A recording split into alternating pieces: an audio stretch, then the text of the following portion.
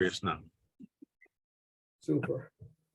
I signed in as that. So, all right. Well, then, if no one else wants to take charge, I shall do that. So, first order of business is to welcome everybody who's here. So we have Brian Lippold from Casco Bay, our advisors. Great. Genevieve is from Island Institute. Thanks for joining us again.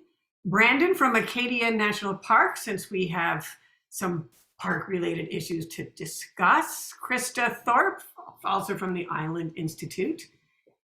And Elaine Eaton from the Tremont Broadband Committee. Now, I'm afraid I'm not sure who the other three are. Jordan, would you like to introduce yourself? Hi, everyone. I'm Jordan. I also am on the Tremont Broadband Committee. Okay. So looking forward to hearing from you all and seeing how we can collaborate. Great. And Keith Johnston. Hey there, Keith Johnson, Chief of Facilities for Acadia National Park. Great. Okay. And there was someone else. Kay Langley. Yeah, I'm Kevin Langley. I'm the Chief of Administration here at Acadia National Park. Thank you. Acadia National Park. Great. Well, the park is well represented. Great. So we have fewer people. Wendell Opawall and I are actually the only non-town officials who are on the Town of Mount Desert Broadband Committee. We're underrepresented, Wendell. Oh, well, we can speak loudly. So, I'm not sure we have enough of a quorum, Wendell, to do the minutes. Oh, okay. So we may have to hold off on that. All right. And all right, but let's go to item number 2 then. Derlin Lunt regarding Spectrum and the proposal for 100% coverage. Yes, thanks. Derlin Lunt, Town Manager, Mount Desert, for those who don't know me.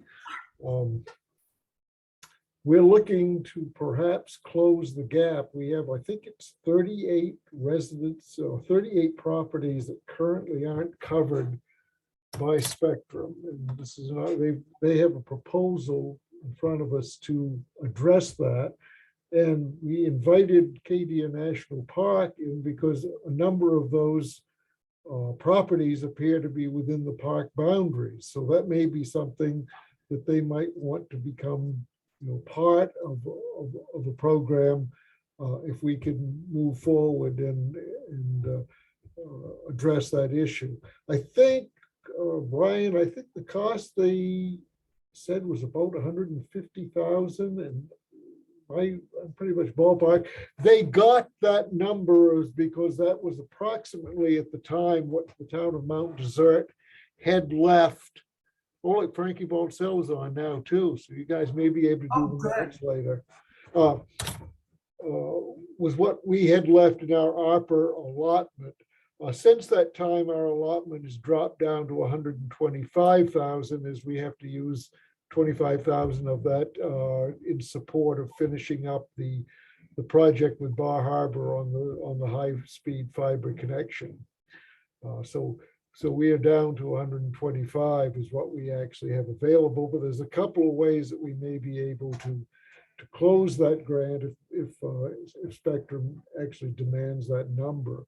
One would be Hancock County still has some ARPA funds available, and I've been in contact with the county administrator as to the process of perhaps us applying for some of those.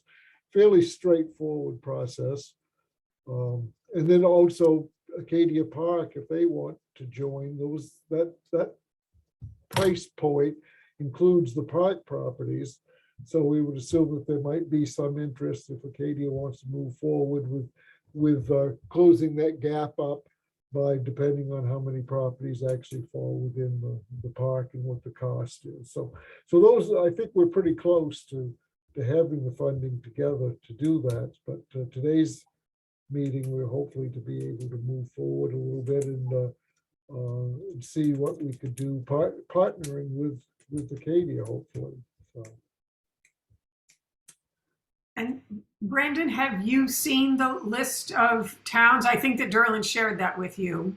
He did, and Yes, it's one town. we cross-referenced that. It seems like the majority of the addresses on there. Some of them we couldn't quite make heads or tails of, but the majority of them seem to be around the Jordan Pond House and the Wildwood Stables that are both accessed off of Park Loop Road, and some sites related to the Blackwoods Campground. None of them, we believe, are park residences. We have some residences for park housing here and there scattered around. We think they're primarily, park facilities, again, like Blackwoods or Jordan Pond House.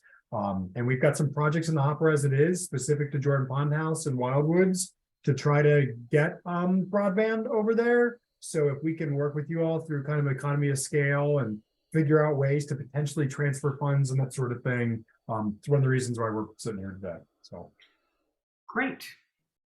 What more information do you need to have to help make that decision? And I'll happily, I'll take a first stab at this, but Keith, maybe, I don't know if you want to, Keith or Kevin, I don't know which of you has spent more time working with Spectrum or other folks on this and getting a sense of what we think it would take.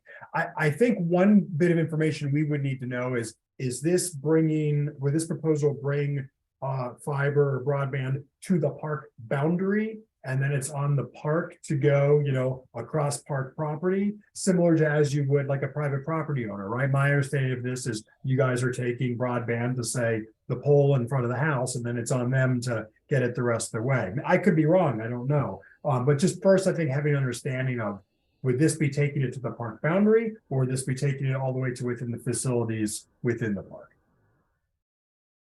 That's a good question. Our last project, Brian, correct me if I'm wrong, was what Brandon had described was the poles running by, right? That was the original spectrum. My understanding is they would be taking it to those addresses. So the fact that there's a park boundary there should be irrelevant, but we should validate that with Spectrum. I think the poles are all public infrastructure anyway, right? I believe all the poles going in are still owned by the electric company or the telephone company, right? Traditionally, yes, but oftentimes we do run into private poles, Correct. even though they're in the public right of way. So Right. See that. we don't really know. And But also that should be, whether it's public or private, really shouldn't matter. Shouldn't matter. Right. Yep.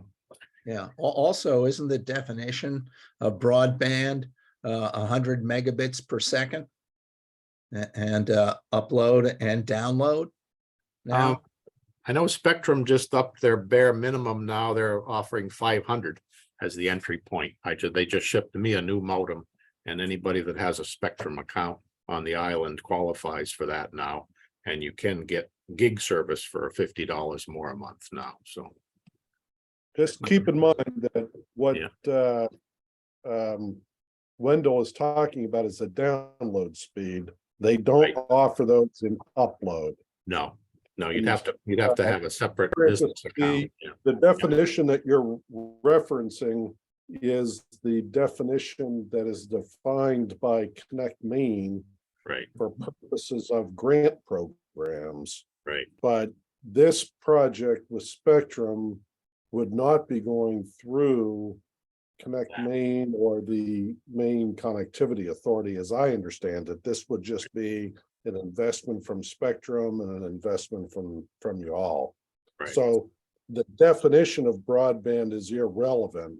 I think, though, that what you want to make sure of is that it's either going to be fiber, or if it is coax, that will be upgraded to symmetrical speeds in accordance with their recent announcement. Right. That by the end of 2026, they'll have upgraded all of their network to symmetrical speeds. Right. And so, Brandon, our interest with, and our conversations earlier with Spectrum was that we wanted to have universal coverage in the town of Mount Desert. And Brian Lippold of Casco Bay Advisors was brought on, and he did not a survey, he did a drive-by of every location to say who does and doesn't have access right now to Spectrum or any other service. And so Spectrum had come back and say, these are the locations we have identified, because they had some things in the works as already. Brian had identified, I think, 96 different locations that didn't have access. They came back, Spectrum did, and said, but these are in the works. So it came down to these 38 addresses that they sent along. So they're within the town of Mount Desert, but they're actually on park property.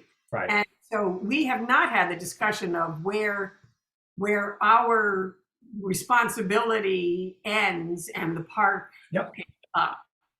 So this is the first time we're discussing that, Yep. that part of all of this. And we did have earlier discussions about, are these locations, are they residences? Are they other kinds of structures? Do we want to have coverage there? Do the business, do the people or whomever owns the building, do they want to have it? And we came around finally to think, wherever it is, it should have access, because the use now might not be the use in 10 or 20 years, and everyone should be connected. So we wanted to have universal connections. Right. And so Yeah, is it something that the park has, as you say, you're also working on that same objective?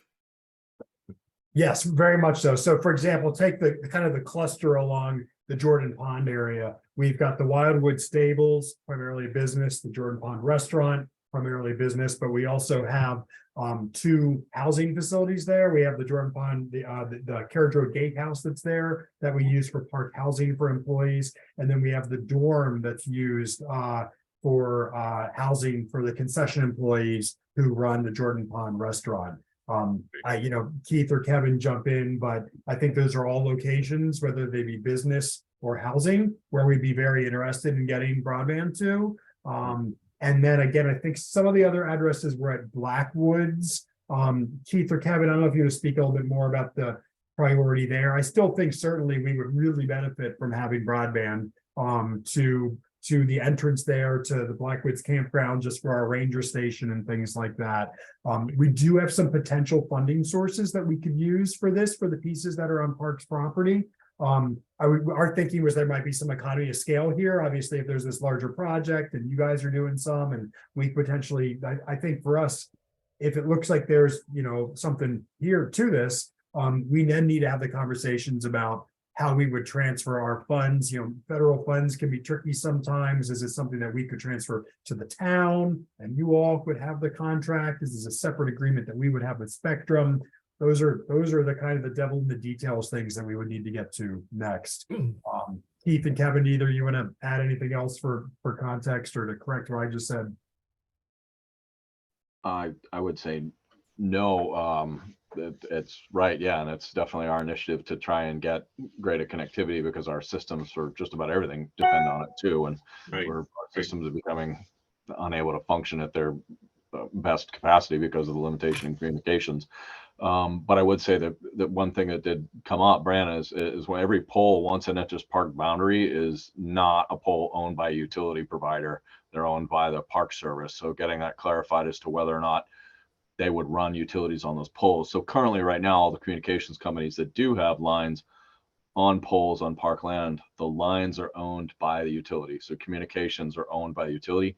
Power, however, is owned by the national park. So there's a discrepancy between the two on the same pole that we run into in the past. So exploring that, making sure we understand that thoroughly is good. And then I think, and Kevin maybe will speak better to this, is that understanding some of these addresses, we couldn't figure out where they were on the map. So it may be an opportunity to take the sheet and get a little more information, or property markings and plots or something that we can then better cross-reference, and maybe Kevin knows a little more. If anything, that makes the project a little more attractive, because they wouldn't have to pay pole attachment fees to one of those companies, probably. But, maybe.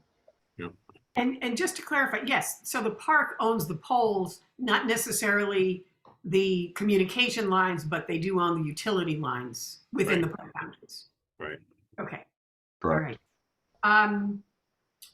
So Brian, can you elaborate on how would we get to the level of finding out what those exact locations are for those unknown so far?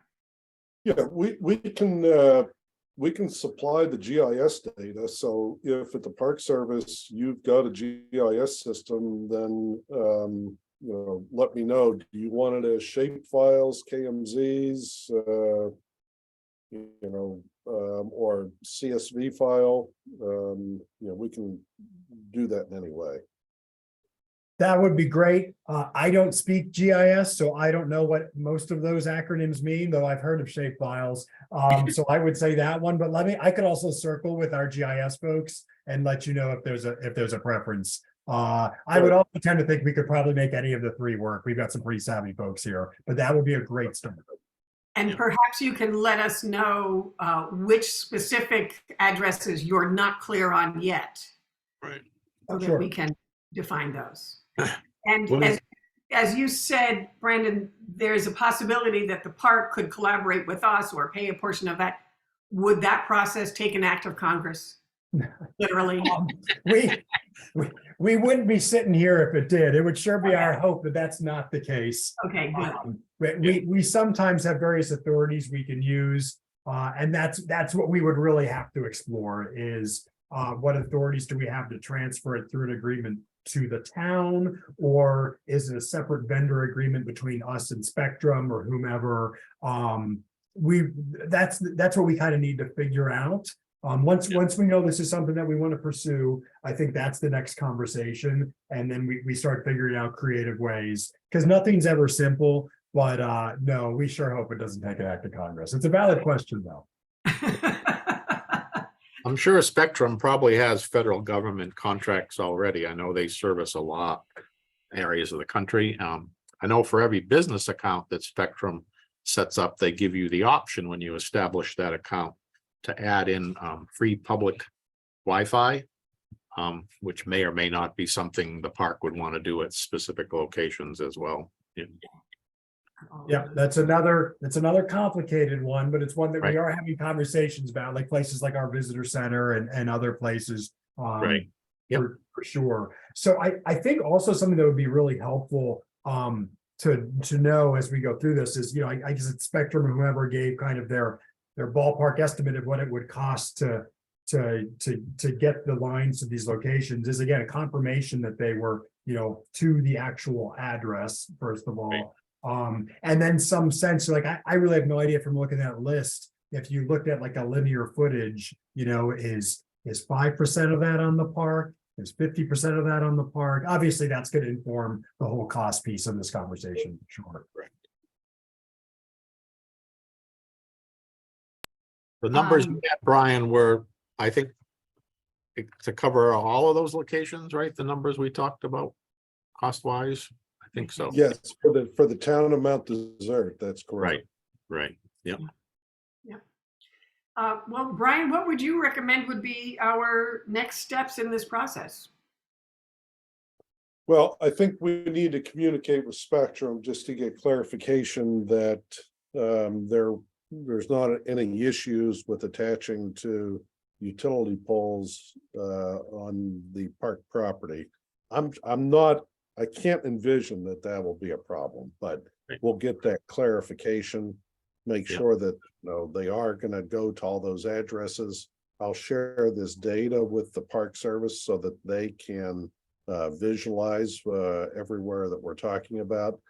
And when I share that data, I'll also share the data for the town of the town of Bar Harbor. And Tremont? And Tremont. Yeah, I'll throw that in as well.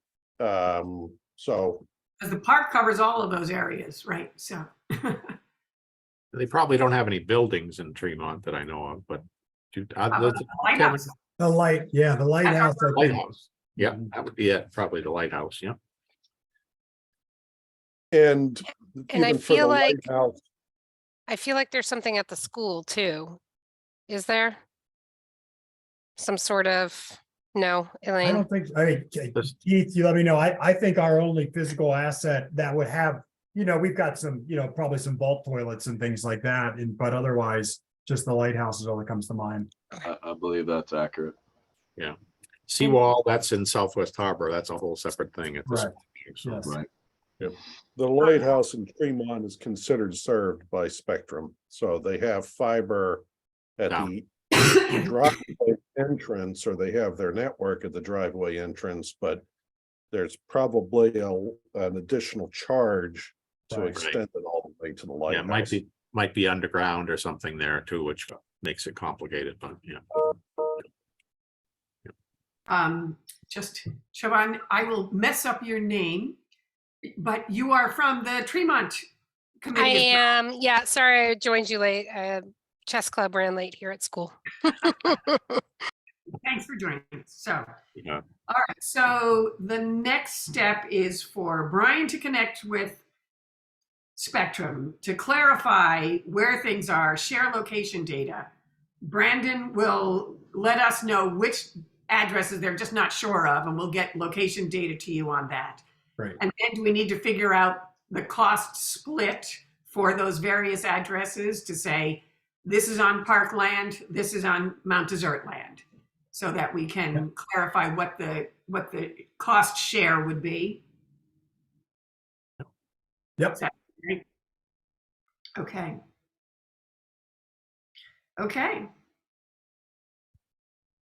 And I'll just real quick, I don't know if we're wrapping or not, but I'll tell you, thank you. And Derlin and to everyone. Again, this is something that we've been working on for a bit, and it's didn't realize that there might be this parallel effort. So it's great to kind of join forces and potentially have, again, like an economy of scale or something like that.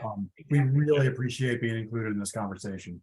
Yeah, I think it'll save a lot of money in the end, because when they get the trucks and everybody here, they want to do it like all in a fell swoop. It saves them a lot of money, so. Yeah.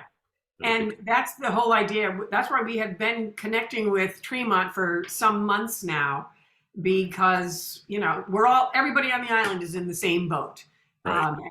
And we've all been doing separate things. We're like, let's try and work together to pull this all together. So as you consider the possible funding streams, if you can keep us informed of what do you think is the better way to go, just to keep us in the loop of what you might do. Sure. So just a clarifying question, it would be, so at this point, I presume the plan, prior to the parks involvement, was that the towns themselves are who would hold, the contract per se with Spectrum, and they would be making those payments, correct? Yeah. Right. Okay. So we need to figure out a way to either, my follow-up question, would the towns be amenable if we cannot figure out how to pay Spectrum directly? Would the towns be amenable if we could figure it out to the park paying the town for our share of the work, and then the town, managing it and providing the full payment, that sort of thing? I think we could figure that out, Brandon. I think that's not a bridge too far, I don't believe. Okay. And I can't speak for the town of Tremont, but if Derlin thinks there's a way to do it with Mount Desert, I'm sure Tremont can do the same. Super, thank you. Kevin Langley, looked like you're about to say something. Yeah, just a quick question. With this contract for installation, are there any caveats associated with it? Like, do they require a certain percentage of people along those roads to acquire service and hold contracts for multiple years, or is it just a straight installation and nothing else is a part of it? I think when we did the Pretty Marsh one, they didn't require contracts, because we were basically funding the infrastructure, and then it was up to the individuals to connect. Like if you had a house that was maybe a little further than their standard install, there might have been a small fee for that person to connect to, or if they wanted an underground connection, they might have had to, do some of that prep work on their own, but typically if the electricians, say if you have a 1,000-foot underground pipe, Spectrum will run the cable typically in that if you have a customer or two for no charge, but you have to have the electrician do the work, and that's the expensive part, typically conduit and such. In answer to your question, there's no requirements. If you build the infrastructure and nobody subscribes, no harm, no foul. Right. Okay, perfect. Thank you. Yeah, it's just you want it all in place is the idea for whatever's happening down the road. Yeah. And just so you know, we try and meet on the second Thursday of every month for this committee. So looking at May, let's see, our next meeting will be on May 11th. Same time, same station. So if you want to join us back then, if we haven't come to some other resolution between now and then, that's when we can update all of this process, I think. That's great. Thanks. I would anticipate that within the next week, if not sooner, we can get Brian a list of those addresses. And having been at least sat at this initial conversation will help us start to think through what some of the avenues or hurdles may be for entering into some sort of agreement, providing the funds, that sort of thing. Again, it's the tough part is not that the park is rolling in it, but we've got some fund sources that we could use for this, like working with our concessioners who run the restaurant, but we just have to figure out the avenues if we've got the legal way to transfer the funds. Right. Yes. Okay. Great. Anything else we want to add on this Spectrum topic? Well, that sounds good. We'll move on. Would it be appropriate for us park folks to jump at this point, or would you like us to stick around? You can. We're going to talk about consolidated communications next. If you want to listen in, you're welcome to. We may leave you. We actually have another park event we all have to get to at 5 o'clock this evening. So, but again, sincerely appreciate it, Derlin. Thanks for making the connection, and thanks to all of you for letting us be a part of the conversation. We really appreciate it. Thanks for joining us. Okay. Bye. Thanks. Thanks, Brian. Keith, everybody. Good to see you. Nice to meet you all. Yeah. Okay, so our third item on the agenda was to hear from Brian about any new information from Casco, from Consolidated Communications. So Slash Fidium or whatever they're calling themselves. I've had multiple conversations over the last month with them, and they keep promising to get the numbers to us. Yeah. They have put together the numbers as to what it would cost island-wide. But they've been working to break that down by town. Okay. So, and just because of the way their network is set up and the fact that Southwest Harbor is not participating complicates that breakdown. I've been, I was hoping that they could have got me something, and I've been texting with Sarah during this call, but they don't have the numbers to share at this point. It's disappointing. Yes, but what's interesting though is that they have numbers island-wide, and we keep talking about reaching out to Southwest Harbor. Yeah. And if, this is another good reason for us to really jump on that and say, look, if we all want it, you'd be foolish not to do this. Please join us in this conversation. Right. Do you have even ballpark figures of what they're talking about island-wide? I do not. Okay. Okay.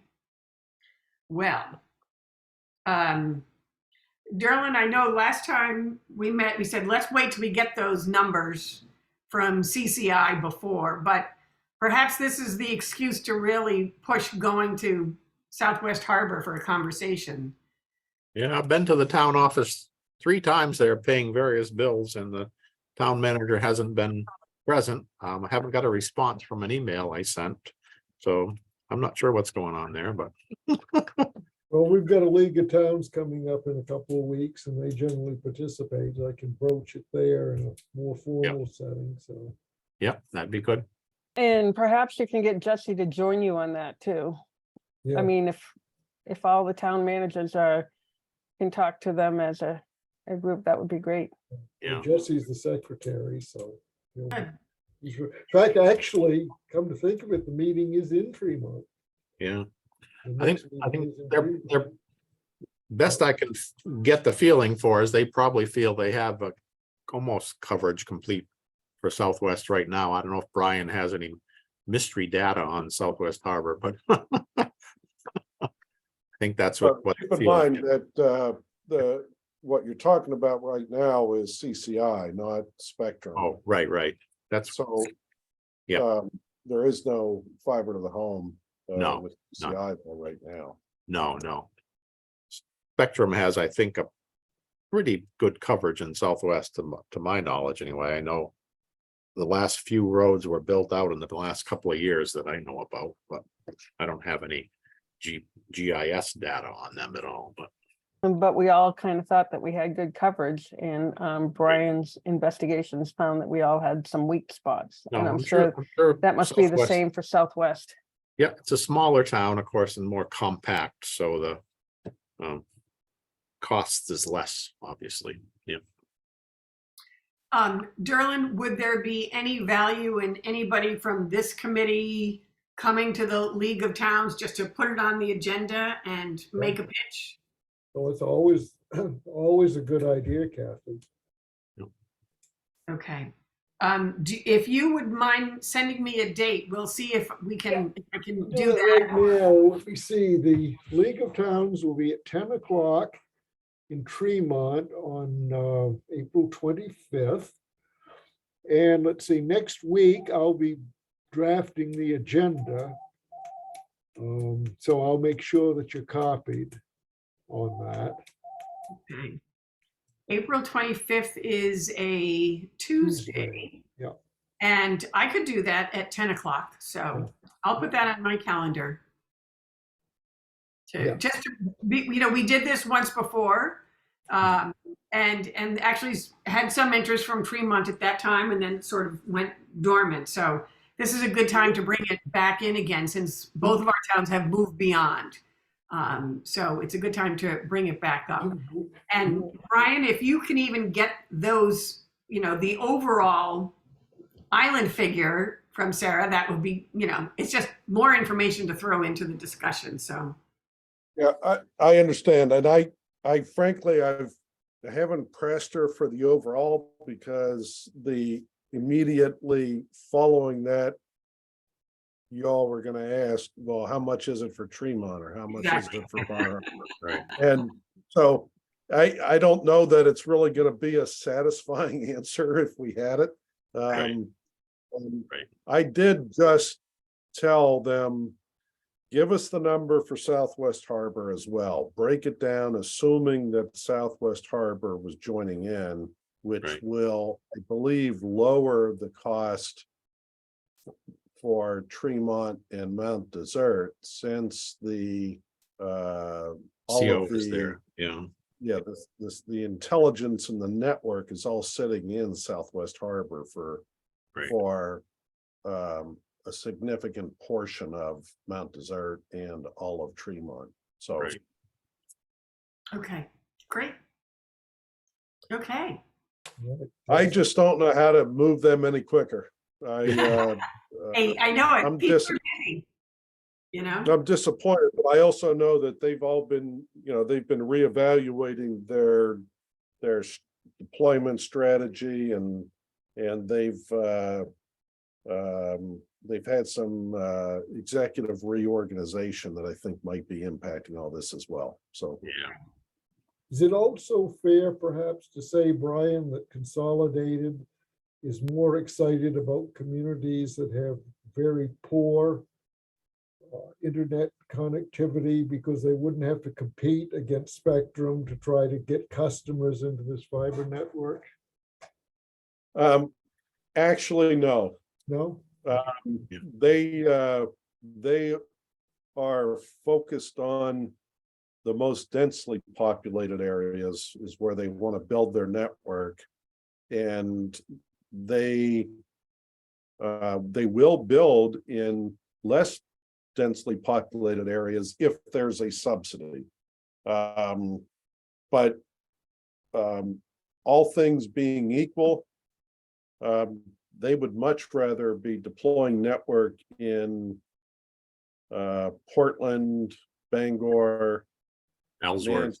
New Yeah. Hampshire, Boston, as opposed to even in Bar Harbor, it doesn't have the same densities that they're looking for. So, and that's just their corporate strategy.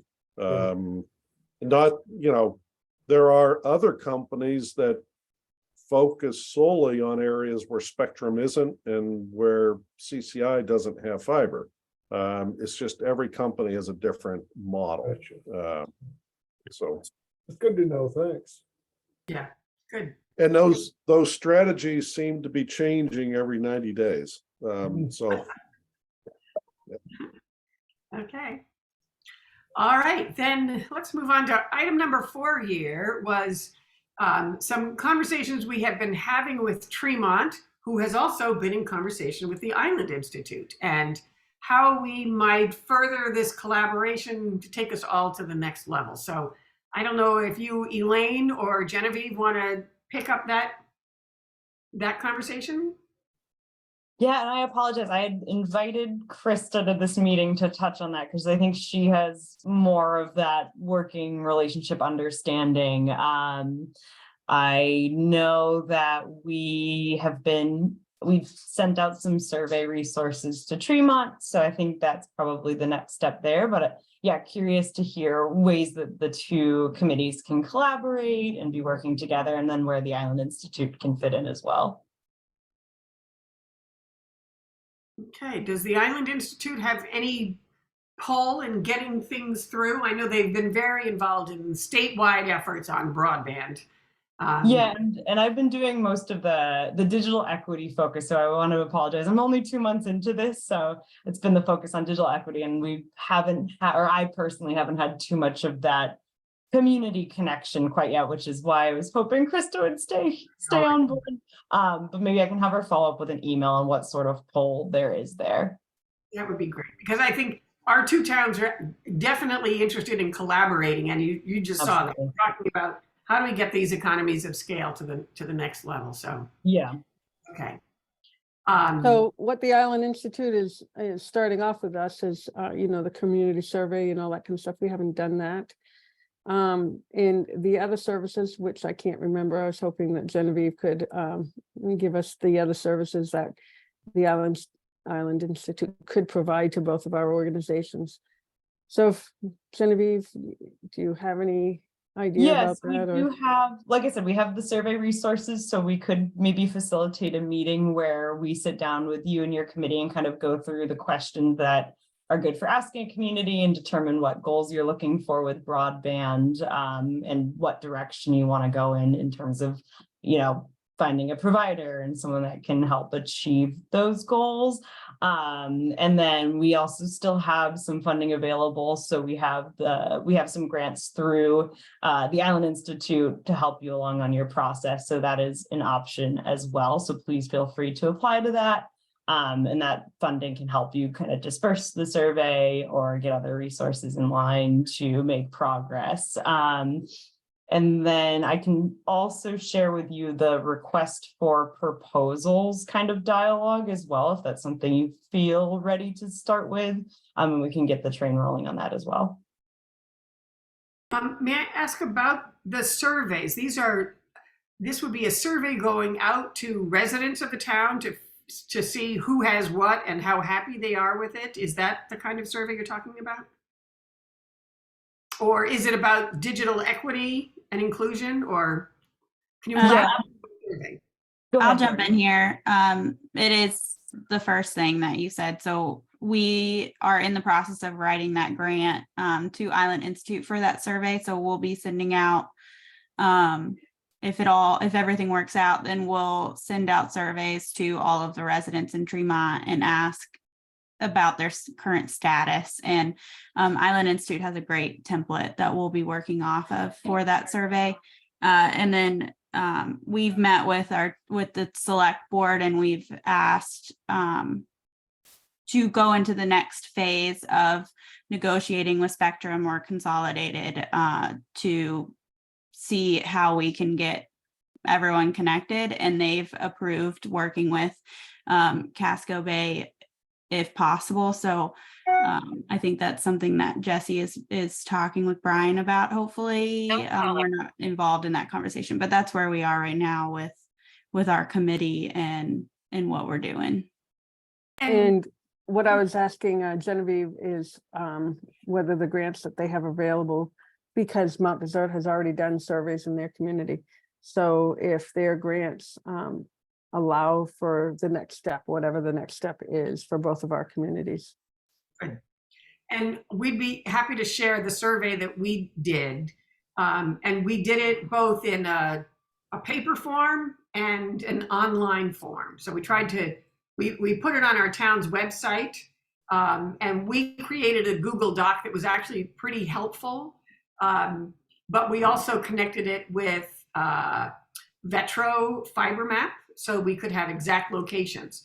And both of those offered different things. We had real GIS information from the Vetro service, but we were able to look at a collated data differently just from the Google Doc form. But when we sent it out, we wanted to make sure everybody got it. And if you don't already have internet access and you're not online all the time, you're not going to find it unless it comes in your mailbox.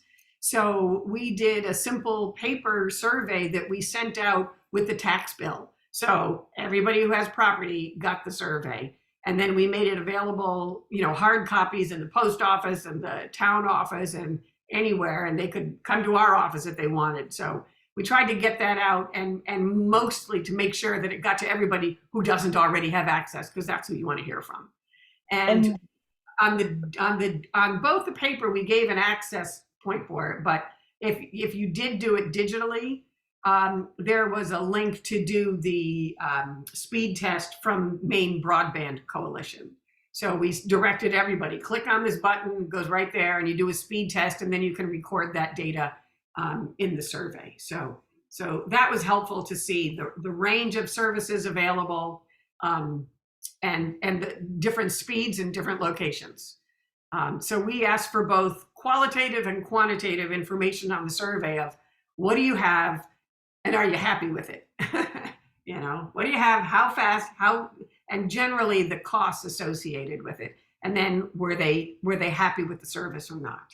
So it was good information. And if you want, I'll send along a sample of our survey to you. Yes, please. And the Island Institute planning grants can help with any of that, printing offset, mailing offset, that sort of thing. So I definitely urge you to apply. I'll follow up with an email after this meeting and include a link to that application portal as well. It's a pretty straightforward, easy process. And we know that you folks need help. So we're happy to, help you out there. Okay.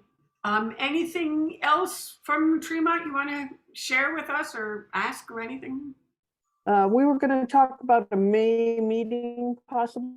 With the Island Institute. And I'm not quite clear with you guys as well. Yes, right? yeah, that's what I mean. With the two of us plus the Island Institute. Yep. Do you have a date in mind for that? We can do your meeting. Okay, so our regular meeting would be the second Thursday, so it's May 11 at 4 o'clock. So I'll make sure this is on the calendar. Maybe we'll do it earlier in the in the calendar so we can have Krista join us. And then I guess we'll give you an update about our survey. Hopefully we have something out by then. Great. So We're hoping to get it out, although Genevieve and company don't know about it, but we're hoping to have it ready for our town meeting, which is May Ooh, yes. That's just 3 weeks away. I Awesome. know. Good. Okay. And Brian, I think Jesse's been in contact with you, trying to get you to join us and talk more to us. Brian? Yeah, he's got a proposal and just waiting for him to sign that and get it back, and then you're in the hopper. Yeah, he's on vacation for 2 weeks, so The knife. you're Well, not gonna hear from him I've been for a in, little while. I've been including Tremont in the discussions with Spectrum and with CCI regardless, so you're covered in his absence, so. Oh, great. All right, then now we're down to next steps. And we've covered a lot of them. So going backwards, information from Island Institute back to Tremont about that. We're going to share our survey with you. You'll share information with us. Brian's going to continue being in touch with CCI.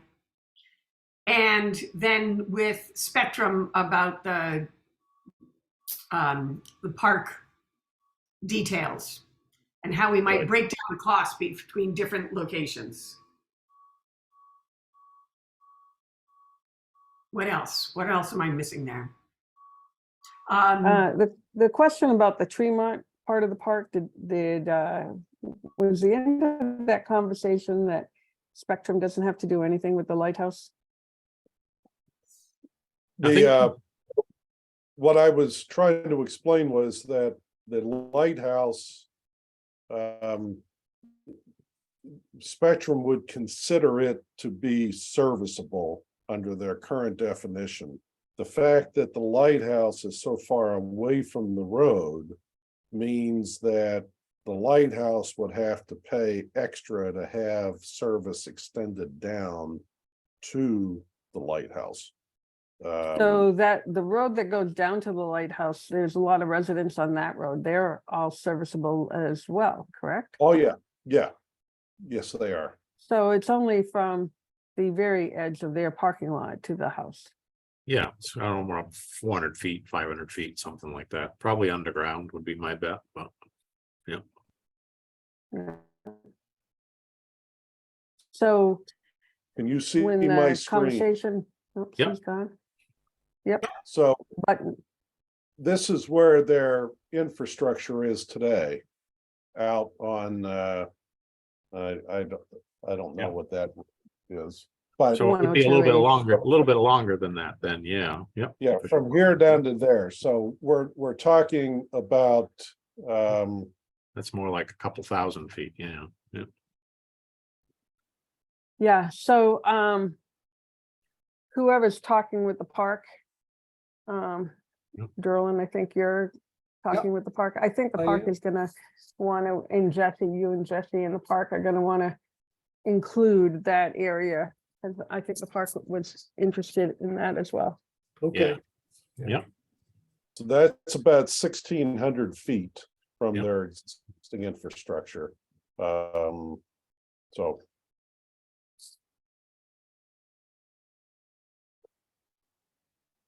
but Okay. keep in mind that Spectrum has not put any pricing on the table for Tremont yet. No. So Well, I'm sure they really, really want to because Tremont is so important to the world. Oh, I detect a little bit of cynicism in your So the other thing you might consider, the town of Bar Harbor has engaged us to do the same process. I don't know if you want to invite them to your meetings or not. But You're it's, muted, Kathy. By mistake. Brian, Bar Harbor's going to have you do the same drive-by to. we've already done that, and they've engaged us to work with Spectrum and CCI, just like we're doing for Mount Desert right now. Yeah. And like what we're gonna do for Tremont. Yeah. So I don't know if there's value in bringing them in here or not. Well, it's up to, again, I will put on my calendar to go to the League of Towns And and bring it up, yeah. invite them in, bring that in. Make the They strong, also, we're all Yeah. working with the same person. Southwest Harbor should join us and we're having this conversation. so Right, you could Steve have one Cornell meeting is, rather than 4. Probably want to get Steve Cornell. Is that who you're working with? yes, Yeah. Yeah, I can send Steve an email saying, would you like to join us for League of Towns? Because we're gonna have a big discussion about CCI, because I know Sarah hasn't been attending League of Towns because she's got her hands full as the interim manager over there. She hasn't been able to do that. But I will reach out to Steve and see if he's available. So I'll make a note that I got to put that on my to-do list. has Bar Harbor done a survey yet? Do you know? A community survey? I don't believe so, and my guess is they're probably not interested in doing that. But that's something you'd have to discuss Yeah. with Steve. I know There's Steve, there's a little bit of history in Bar Harbor that they don't want to Yeah. recreate around the whole broadband thing. So yeah. Steve has done some work with CCI for just the town project that's in cooperation with the town of Mount Desert, and there's been some fiber run to some schools and the high school and a few other places as part of that project. So that's already ongoing, I know. And now it's about the people, not the government. That's the next step, right? Right. Okay.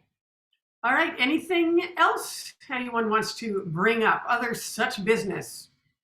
Maybe properly come before this meeting. Thank you all for coming. Yeah, To see Tremont working so closely with us. It's great. it is great. Yeah, I guess I'd like to point out how interesting it is with the park and Jordan Pond, because I think the way to go there, it would be through Seal Harbor, wouldn't it? Correct, yeah. Right? Not the Jordan Pond Road. It would be through, well, Jordan Pond Road, but not, Yeah, the not, service currently runs up that road through Seal Harbor past the water, but the water plant in Mount Desert in Seal Harbor would definitely be interested in faster service as well, because they currently only have a dial-up modem, I think there, unfortunately. Really? I know Paul would be interested in participating in whatever Spectrum plan does as well, so. That's interesting. I think their other water plant down by Hadlock Pond is also only still serviced by a regular telephone line. So that's, I think, on one of the things that I think Brian's survey pointed out. So I'm not sure if that's part one of the of the things. cost. Yeah, Part of one the of the things. cost of the town. Yeah. Well, I'd like to add that since the last meeting, as I live on Hadlock Pond Road, Yeah. Spectrum has completed its wiring to me at last. good. It took over a year. So, yeah. So, Yeah. but one of the points about that is how it comes in on the telephone poles is a natural where it branches off to me is in on Hadlock Pond Road. And Yeah. that's how it would continue down the poles for the water company. Right. So they've got some of that infrastructure done. Good. Not that far to get it the rest of the way to the services for the water district. Right. Yeah. Right. And now my partner won't speak French as the internet gets interrupted. Okay. Uh, You still have your satellite service going though? Yeah, no. Okay, good. Good. Yes, Frank would have to join our broadband meetings by either coming into our office or sitting outside the library because he couldn't count on service at his house. So Yeah, satellite stuff is a little sketchy, although the Starlink stuff is a little better. great when it works and then it doesn't. So Yeah. okay. All right. Well, thank you, everybody. Thank you. Thank you so much. Bye. All right. All right. see you all later. Thank you. Bye. Bye. All right. Bye-bye, everybody. Do we,